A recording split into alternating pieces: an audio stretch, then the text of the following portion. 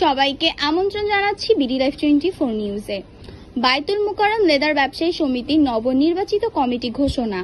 ঢাকা রাজধানীর ঐতিহ্যবাহী বায়তুল মুকাররম জাতীয় জামে মসজিদ সংলগ্ন লেদার ব্যবসায়ী সমিতির কার্যনির্বাহী পরিষদ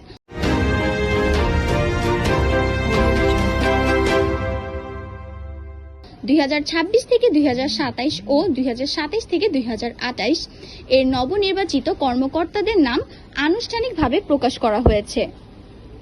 একই সাথে নবনির্বাচিত সকল সদস্যদের শপথ বাক্য পাঠ করানো হয় এবং ফুলের মালা দিয়ে শুভেচ্ছা ও অভিনন্দন জানানো হয়। সমিতি সূত্রে জানা যায়, নির্ধারিত সময়ের মধ্যে মোট 15টি পদের বিপরীতে 18টি মনোনয়নপত্র বিক্রি হয়। পরবর্তীতে গত 12 মার্চ 2026 তারিখে যাচাই বাছাই শেষে নির্বাচন বোর্ড সবগুলো মনোনয়নপত্র বৈধ ঘোষণা করে। মনোনয়নপত্র অনুযায়ী বিভিন্ন পদে প্রার্থীর সংখ্যা ছিল: সভাপতি পদে 1টি, সহ সভাপতি পদে 2টি, সাধারণ সম্পাদক পদে 1টি, সহ সম্পাদক পদে 3টি, সাংগঠনিক সম্পাদক পদে 1টি, অর্থ সম্পাদক পদে 1টি, দপ্তর সম্পাদক পদে 1টি, প্রচার সম্পাদক পদে 1টি এবং কার্যনির্বাহী সদস্য পদে 7টি। পরবর্তীতে সর্বসম্মতিক্রমে 15 সদস্য পূর্ণাঙ্গ কমিটি ঘোষণা করা হয়। নবনির্বাচিত কর্মকর্তারা হলেন নবনির্বাচিত কমিটির তালিকা: KF ফারুক সভাপতি, travel value store; Ali Ahmed সহ সভাপতি, বিক্রমপুর এম্পোরিয়াম; গোলাম মোস্তফা চৌধুরী সহ সভাপতি, চৌধুরী লেদার; ইমতিয়াজুর রহমান চৌধুরী মিজান সাধারণ সম্পাদক, হবিগঞ্জ লেদার স্টোর; মোহাম্মদ হেলাল উদ্দিন সহ সম্পাদক, রিফাত লেদার স্টোর; মিয়া ফয়সাল আহমেদ সহ সম্পাদক, ডালাস লেদার; মোহাম্মদ লিটন সর্দার সাংগঠনিক সম্পাদক, new fancy leather; Mohammad Tabib Tuhin অর্থ সম্পাদক, ডালিন্স লেদার; মোহাম্মদ আলামিন শিকদার প্রচার সম্পাদক, জেনারেল লেদার; মোহাম্মদ সিরাজুল ইসলাম দপ্তর সম্পাদক, ঢাকা লেদার; জালাল সরকার কার্যনির্বাহী সদস্য, পিনাকি লেদার; হেলাল উদ্দিন সরকার কার্যনির্বাহী সদস্য, আবিদ লেদার; সালমান ভুইয়া কার্যনির্বাহী সদস্য, বাদশা লেদার এম্পোরিয়াম;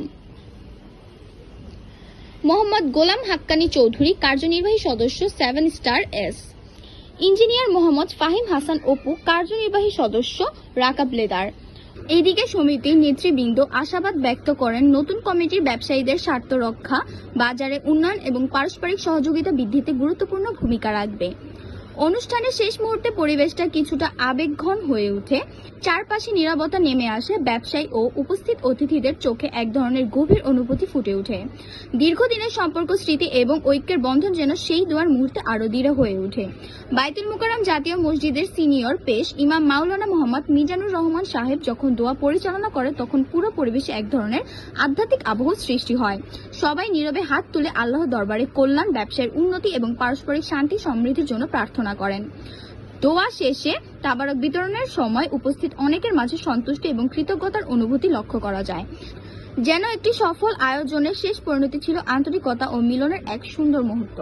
আমরা সবার জন্য দোয়া করব যে আল্লাহ পাক আমাদের যারা বায়তুল মুকাররমের ব্যবসায়ী আছেন, এই মসজিদে নামাজ পড়েন বা এই সোসাইটির সাথে সম্পর্কিত আছেন, যারাই আল্লাহ পাক সবাইকে যেন নেক জীবন দেন, সুন্দর জীবন দেন এবং বরকতময় জীবন আল্লাহ পাক দান করেন। ব্যবসা বাণিজ্যের মধ্যে আল্লাহ যেন অনেক বেশি রহমত এবং বরকত দান করেন, সেজন্য আমরা সংক্ষিপ্ত একটু দোয়া করি। আলহামদুলিল্লাহ রাব্বিল আলামিন, আসসালাতু ওয়াসসালামু আলা সাইয়্যিদিল মুরসালিন ওয়া আলা আলিহি ওয়া সাহবিহি আজমাইন। ربنا آتنا في الدنيا حسنة وفي الآخرة حسنة وقنا عذاب النار رب العالمين يا أرحم الراحمين। বায়তুল মুকাররম লেদার ব্যবসায়ী সমিতির নির্বাচন হয়েছে। যে সকল ভাইরা বন্ধুরা নির্বাচিত হয়েছেন বিভিন্ন পদে, যারা দায়িত্ব পালন করবেন, আল্লাহ সবাইকে নেক হায়াত এবং সুস্বাস্থ্য দান করুন এবং সবাইকে সুন্দর সঠিকভাবে দায়িত্ব পালনের তৌফিক দান করুন। আল্লাহ বায়তুল মুকাররম ব্যবসায়ী ভাইরা যারা আছেন এবং এই মসজিদের সাথে সম্পর্কিত যারা আছেন, এই সোসাইটির সাথে সম্পর্কিত যারা আছেন, আল্লাহ সবার মধ্যে আপোষে আরও বেশি আন্তরিকতা, মহব্বত, ভালোবাসা পয়দা করে দিন। আল্লাহ সবাই সবাইকে আপন করে নিয়ে আমরা সবাই যেন মিলেমিশে এই সমাজে আমরা বসবাস করতে পারি, সেই তৌফিক দান করুন। আল্লাহ আমাদের ব্যবসায়ী ভাইদের মধ্যে বিগত দিনগুলোতে আমাদের অনেক আপন ভাইরা, অনেক আমাদের প্রিয় মানুষ যাদেরকে আমরা হারিয়েছি, আল্লাহ যারা চিরদিনের জন্য আমাদের ছেড়ে চলে গেছেন খবরে, আল্লাহ তাদের সাথে আমাদের অনেক বেশি আন্তরিকতা ছিল, বন্ধুত্ব ছিল, ভালোবাসা ছিল, একসাথে ওঠা বসা ছিল, একসাথে আমাদের সামাজিক কার্যক্রম ছিল, কিন্তু আজকে তারা শুয়ে আছেন অন্ধকার কবরে। আল্লাহ তাদের কবরগুলোকে আপনি জান্নাতের অংশ বানায় দিন, সবাইকে আপনি জান্নাতুল ফিরদাউস নসিব ফরমান। ইয়া আল্লাহ, একদিন তো আমরাও কবরে যাব, কবরে যাওয়ার আগেই যেন আল্লাহ কবরের জীবনের কিছু সামান সাথে নিতে পারি, সেই যোগ্যতা দান করুন।